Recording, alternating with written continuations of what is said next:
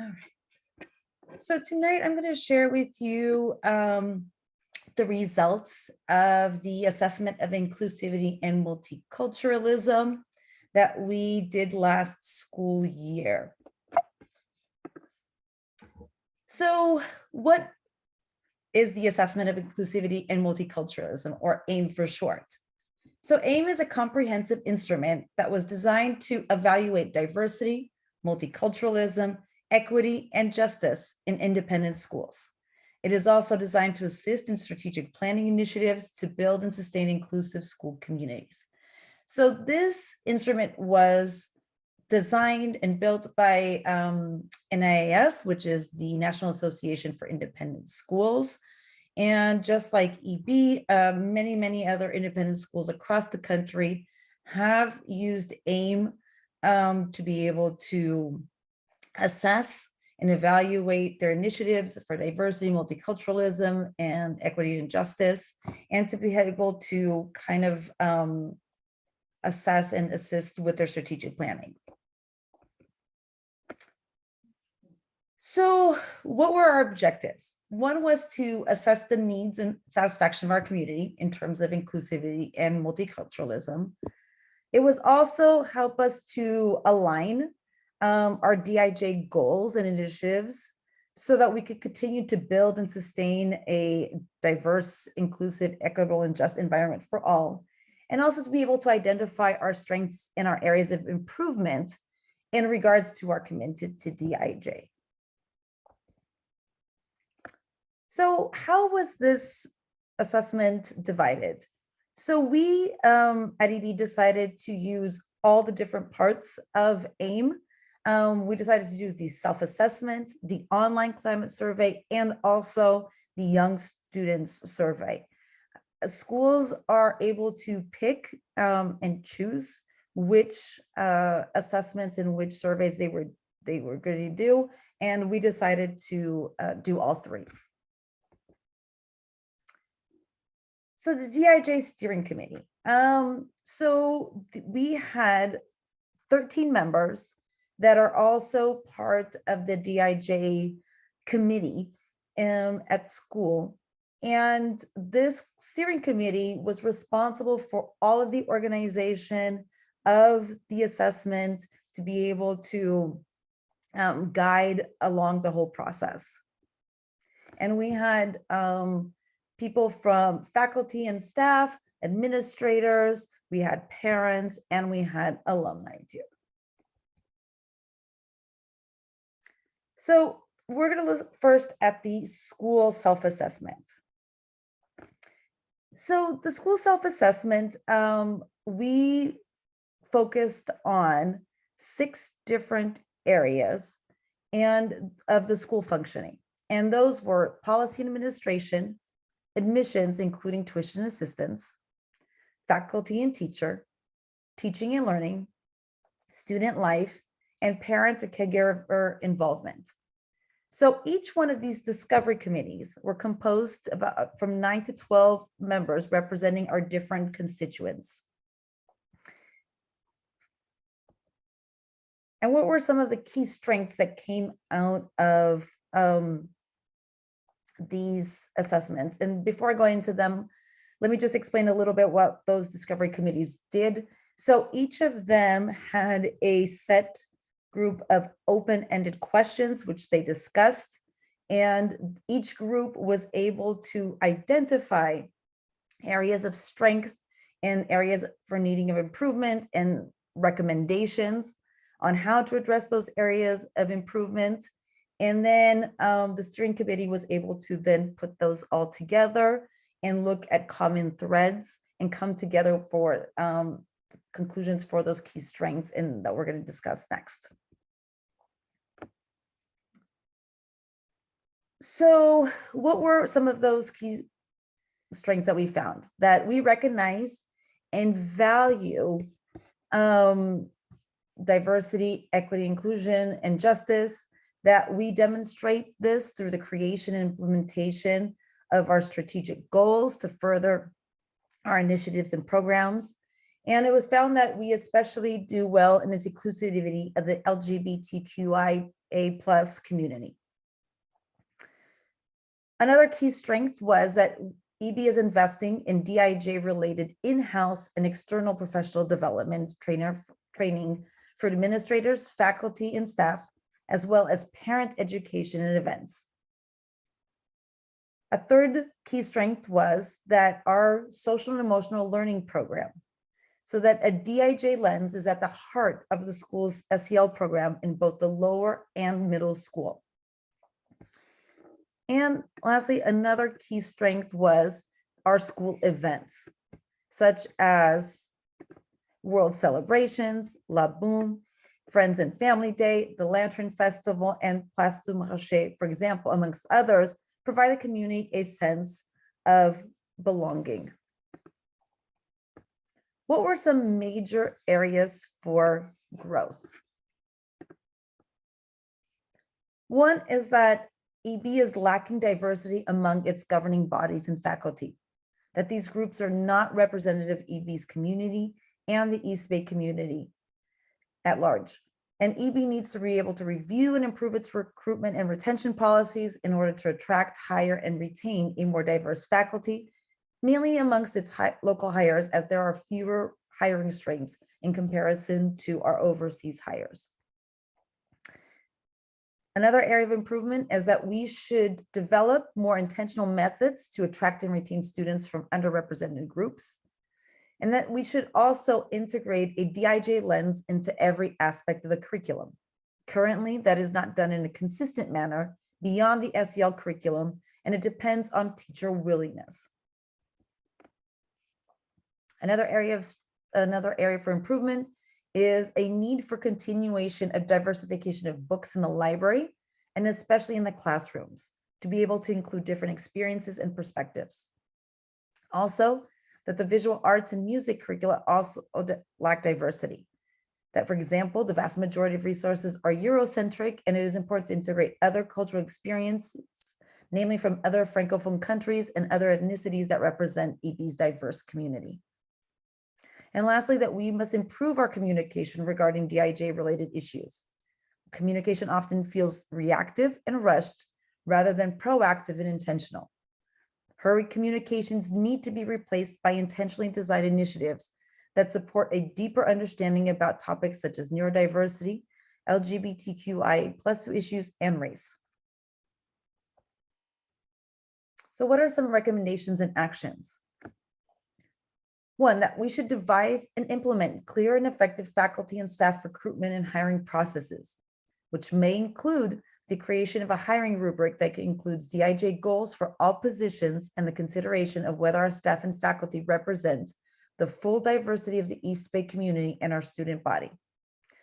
This recommendation is already included in our DIJ strategic plan, just like the next recommendation, as to conduct an audit of our current admissions practices, including considering demographics of the student body by race, socioeconomic status, and other DIJ factors. Also already included in our DIJ strategic plan, we also recommend that we create an admissions committee to review and monitor the student admissions process.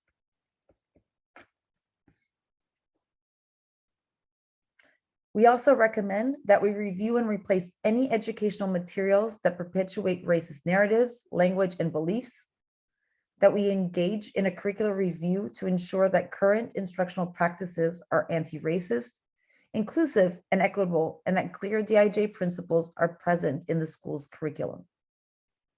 That we intentionally include in the curriculum diverse experiences, authors, and voices.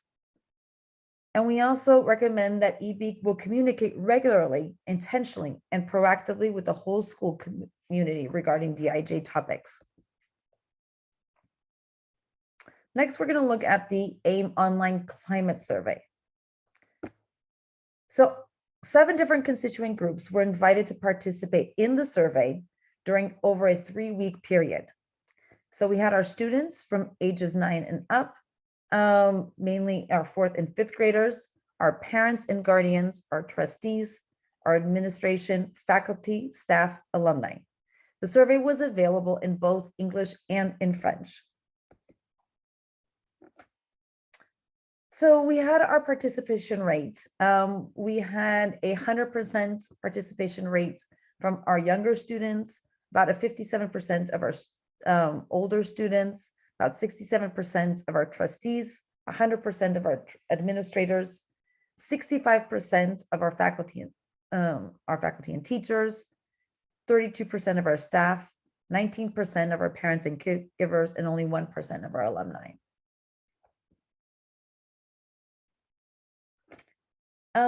Some of the demographics, we're going to look at some of the demographics of our respondents.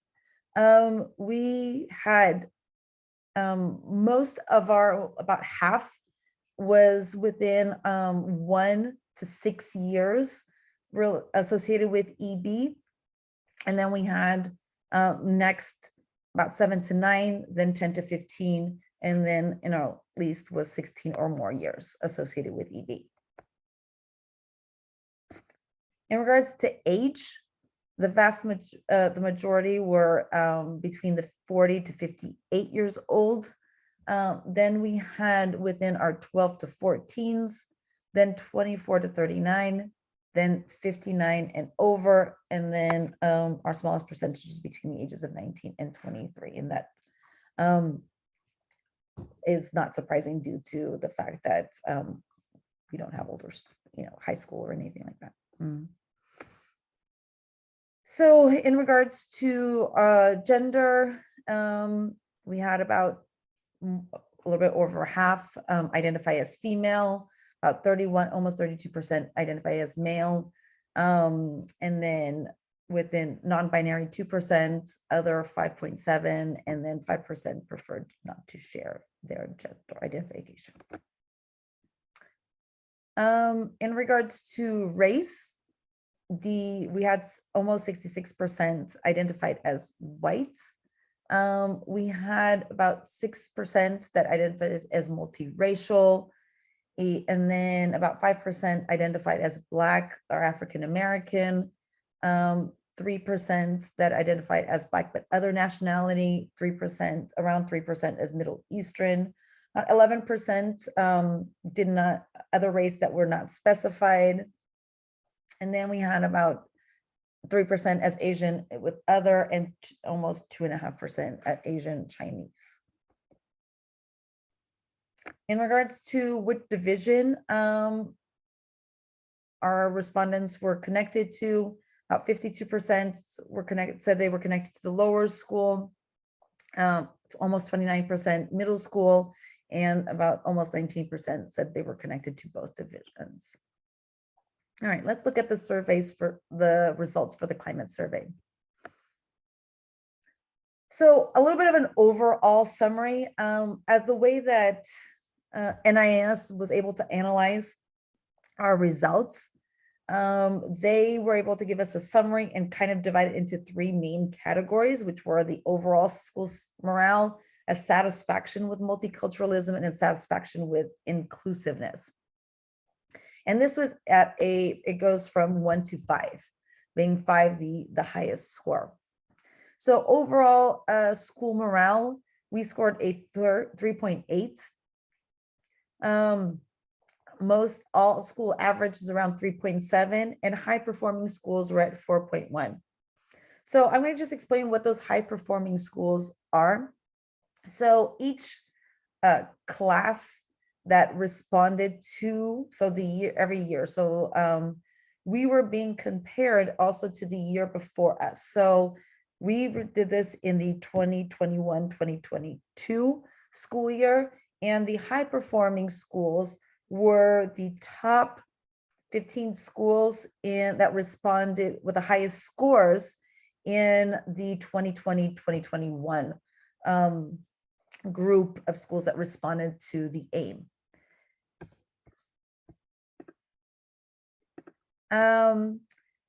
So in satisfaction with our multiculturalism, we scored a 4.1.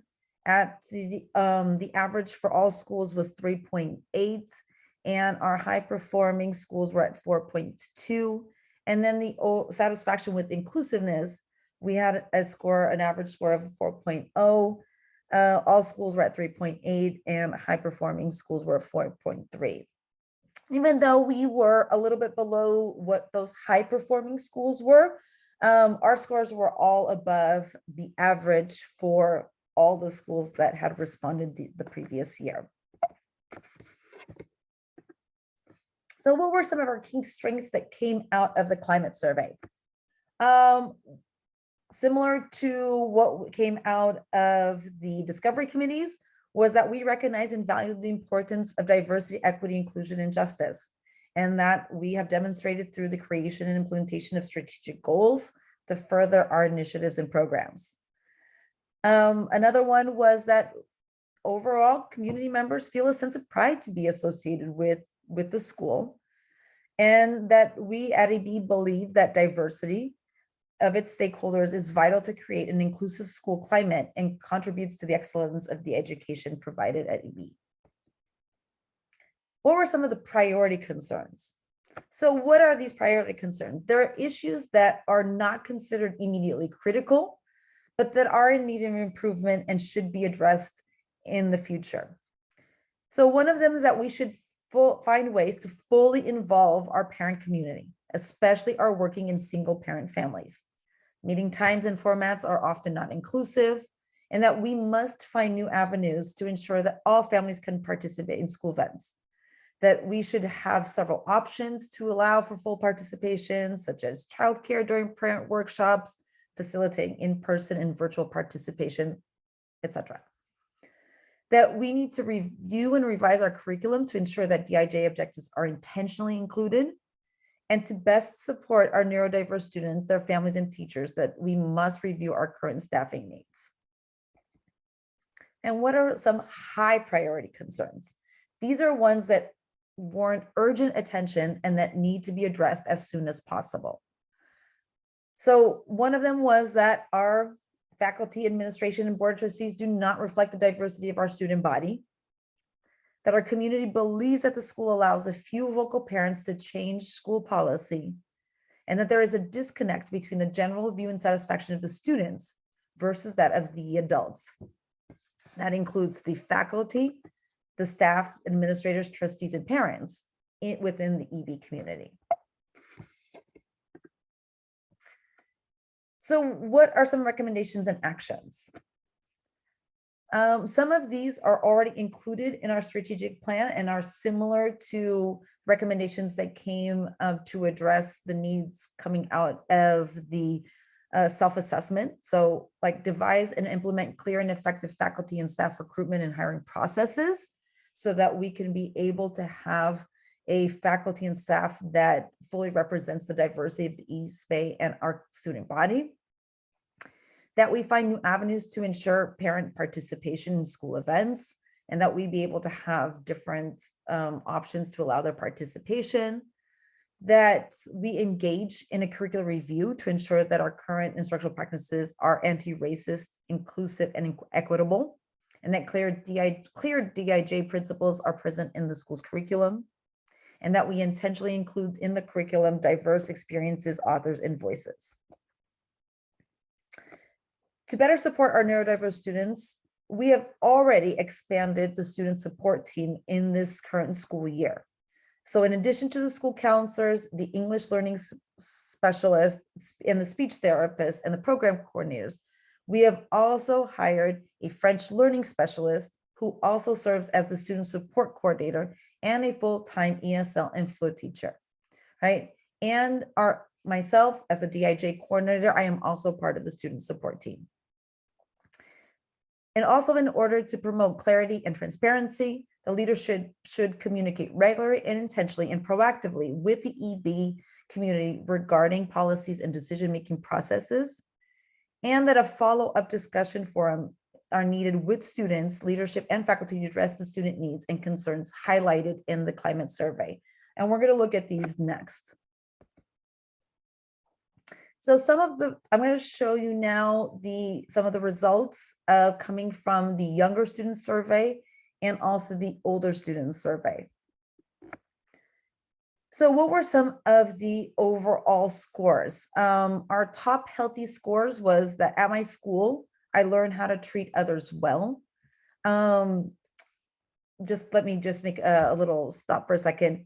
in regards to this survey, it was not a 5-point scale as it was in for the older students and the adults. So for the younger students, it was only a 3-point scale. So you might notice that the values look a little different than in other ones.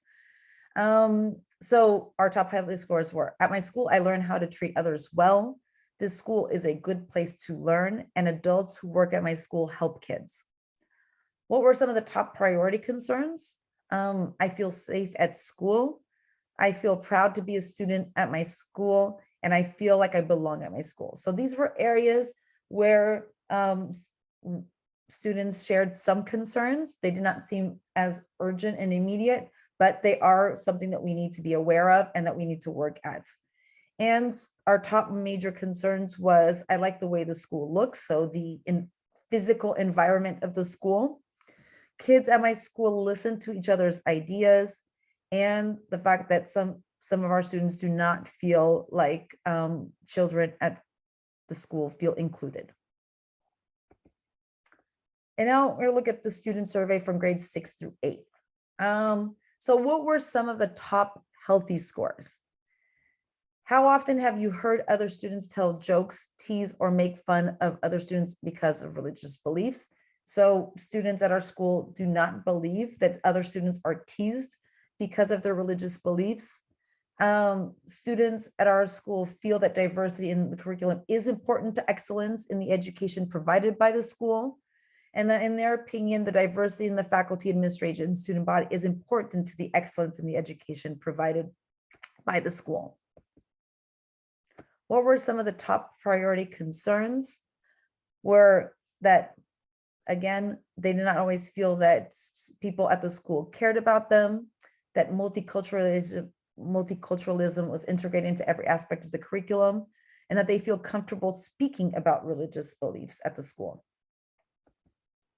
And the 3 top major concerns were the physical environment of the school, that staff or teachers intervene when students are teased, harassed, or discriminated against, and that teachers in the school listen to what students say. This presentation will be shared along with the recording, and there is a link at the end of the presentation to the full report, which you can be able to read and look through. And I'm going to open up, I will stop sharing and we'll open up for any questions, but I have also included my email address in case you would like to be able to speak in more length or ask more questions and give feedback. So thank you.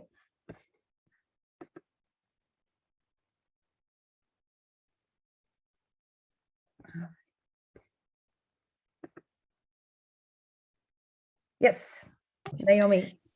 I noticed you mentioned that DEIJ inclusion in the SEL curriculum was a strength. Can you talk a little bit more about the ways in which DEIJ is part of SEL at EB in the curriculum specifically? Yes. So throughout the SEL curriculum, there is included topics that reflect about gender, about race, regarding LGBTQ, so like gender, gender. So that is all integrated, and Christopher and also through advisory, that is all integrated in there. I can be able to share more like documentation on the curriculum itself of what is put in there. Christopher uses programs like It's Okay to Be Different, which talks about like being be a buddy and not a bully. And it goes through all different areas within that about cultural appreciation. Also, Christopher highlights within the different heritage months. So all of that is integrated within the SEL curriculum.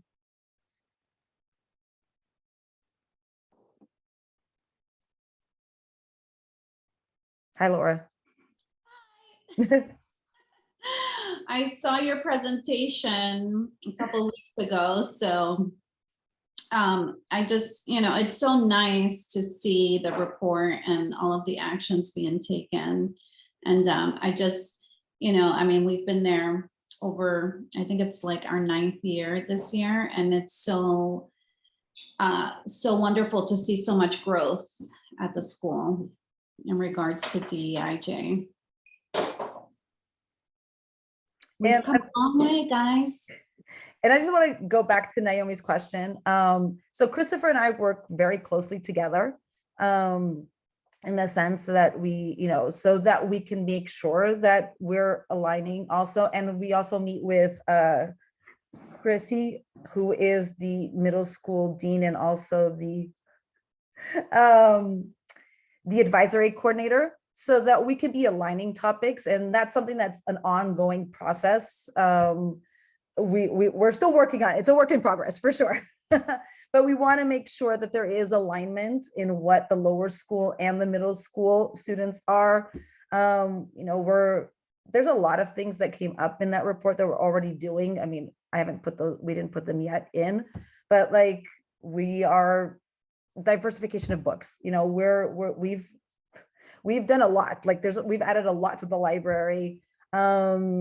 Genevieve and I worked together a lot this year so that she could be recommending books to the classroom. Also, we're making sure that we're highlighting through our social media also. So all the books that we're highlighting, we have included at the school. So it is we're beginning already our curricular review in our areas. So we're looking at making sure that we're looking at the educational materials, that we're looking at the curriculum itself, to see how we can be able to, again, include more diverse, perspectives and that, and really being critical of what we're teaching and that. So it's moving along. It's not going to be a one-year process. We know that it's a multi-year progress, but we've already begun it. We're not just making recommendations for the future. It's happening now. So we're going there. Yes, Laura. Yeah, this question is for Sebastian. All of the support team for students, the specialized support team, are these sort of permanent budget items for the school? Yes. This is not sort of like, let's raise for, no. No, that's that's permanent position that we want to really even increase in the future. I would say that, we see the needs. Those students have gone through a pandemic. There's a lot of needs in different areas. Also, I want to commend, Carla for taking on this huge effort of, AIM survey. It was not an easy task. It's just the beginning for us. We have a learning curve, and we see that we are also ahead of time in comparison to other schools who have not done this assessment, who have not done training. Every year we dedicate 1 or 2 in-service days, around DEIJ to train our teacher, because we don't want that to be also an added thing or on the side. We want to be part of an integrated curriculum. So it's not only in the SEL, but it's in everyday classroom should be, discussing those subjects and those topics, and should be really the focus. So yeah, it's something that I strongly believe in, the student support team, and we see the value of all their insights, how they can support the parents, the students, and the teacher in their teaching as well. How they can help the teachers accommodate their teaching to all the student needs. So that's definitely something that we want to keep. Mm-hmm. And to go back to this, entire survey, we see that on the recommendation, we see that there are things that can be easily done, other things that can take a lot of time and a lot of efforts. I'm thinking, for example, of teacher recruitment. That we need for our French accreditation to have French accredited teacher coming from France. Or coming from a Francophone world or whatever, but they need to have the French certification, which can be very difficult if we want, more diversity in our teacher body. We are, right now hiring 3 teachers for next year. We have done a lot of outreach on different platforms, in different kinds of, just academy or whatever. And we see that the profiles are often the same. white people who might not be or represent the diversity of our local environment. So I think it's really tough because we have this French accreditation. We need to keep these French accredited teachers, and reaching out to a diverse group of teachers in France can be very, very difficult. So we are really working to network in different areas of France with academy, with teaching schools, making sure that we get the best teachers, and we also can have a more diverse teacher body. But it's tough. Yeah, definitely a challenge. Yeah.